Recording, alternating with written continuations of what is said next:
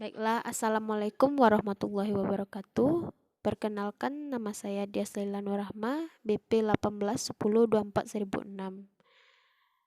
Di sini saya akan menjelaskan tentang jenis-jenis penelitian. Dapat kita ketahui, penelitian itu terbagi menjadi 7. Yang pertama yaitu penelitian ditinjau dari tujuan. Penelitian yang ditinjau dari tujuan dibagi juga dalam beberapa. Yang pertama, penelitian eksplorasi. Penelitian eksplorasi ini adalah kita menggali topik baru. Tujuannya yaitu untuk memperoleh informasi mengenai permasalahan tersebut. Yang kedua, penelitian deskriptif. Pada penelitian ini, kita menggambarkan suatu fenomena sosial, walaupun terkadang informasi yang kita dapat belum cukup terperinci.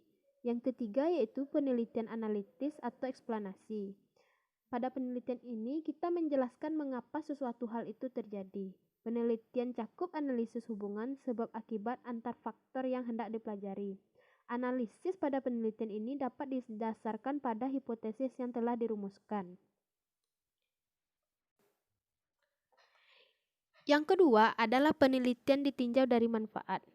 Penelitian yang ditinjau dari manfaat ini dibagi juga atas dua hal. Yang pertama yaitu penelitian dasar atau murni dan penelitian terapan. Pada penelitian dasar atau murni, penelitian ini dilakukan untuk kepuasan peneliti. Permasalahan atau subjek yang akan diteliti bebas dipilih oleh peneliti. Bisa berdasarkan norma absolut. Pada penelitian ini, peneliti fokus dan memiliki tujuan untuk menyumbang teori dasar.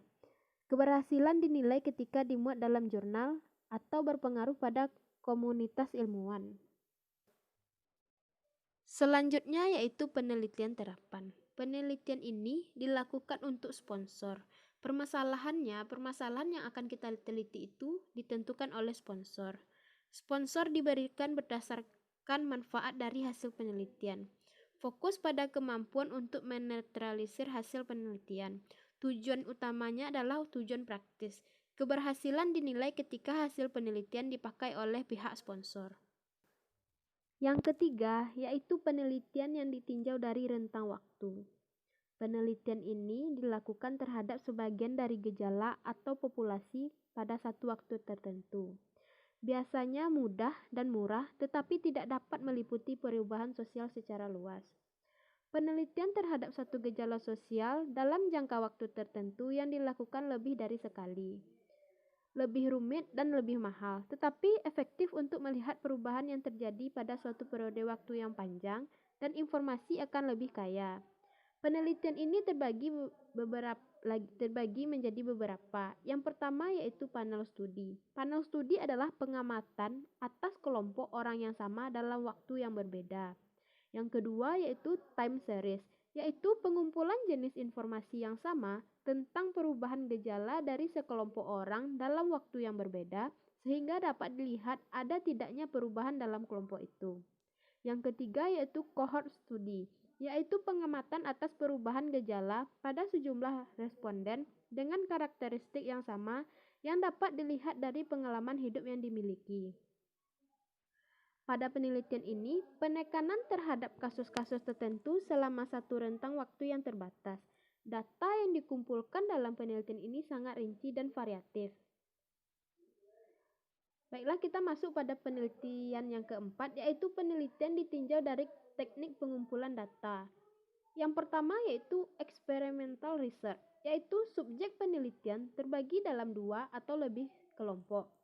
Kondisi termanipulasi atau memberi perlakuan secara khusus bagi salah satu kelompok untuk dapat disimpulkan berbagai perbedaan reaksi yang ditimbulkan.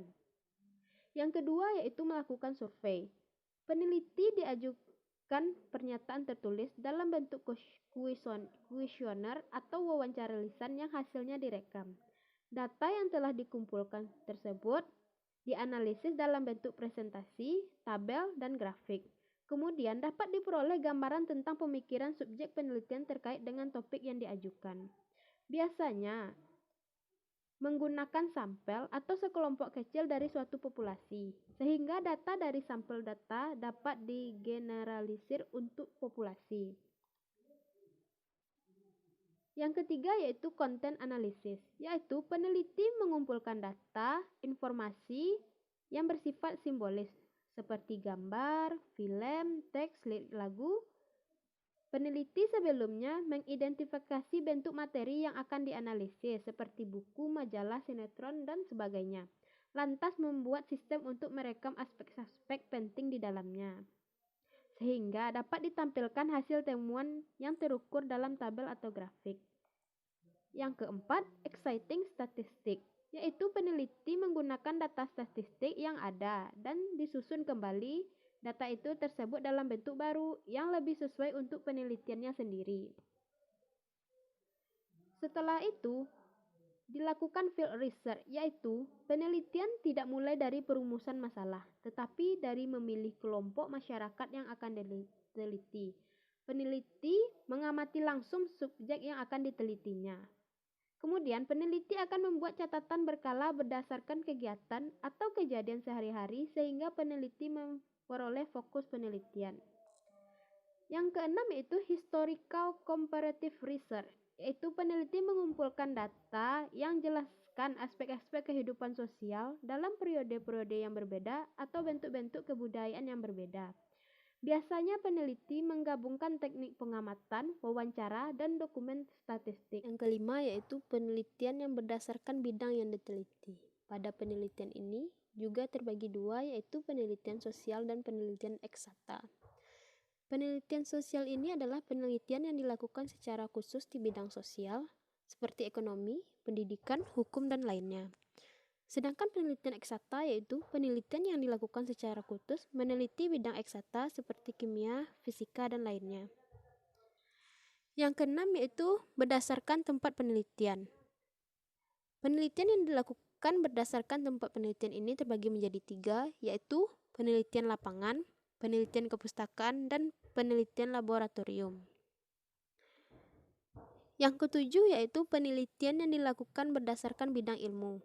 Pada penelitian ini terbagi juga 5 bagian, yaitu penelitian bisnis, komunikasi, hukum, pertanian, dan ekonomi. Penelitian bisnis adalah penelitian yang dilaksanakan dalam bidang bisnis seperti akunting, keuangan, manajemen, dan pemasaran. Sedangkan penelitian komunikasi ialah penelitian dilaksanakan dalam bidang komunikasi seperti komunikasi massa dan bisnis, kehumasan, periklanan.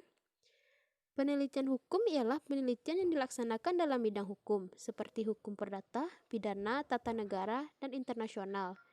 Penelitian pertanian ialah penelitian yang dilaksanakan dalam bidang pertanian, seperti agribisnis, budidaya tanaman, hama tanaman, dan agronomi. Dan yang terakhir adalah penelitian ekonomi, ialah penelitian yang dilaksanakan dalam bidang ekonomi, seperti ekonomi mikro, makro, dan pembangunan. Baiklah, sekian yang dapat saya sampaikan. Saya ucapkan terima kasih. Assalamualaikum warahmatullahi wabarakatuh.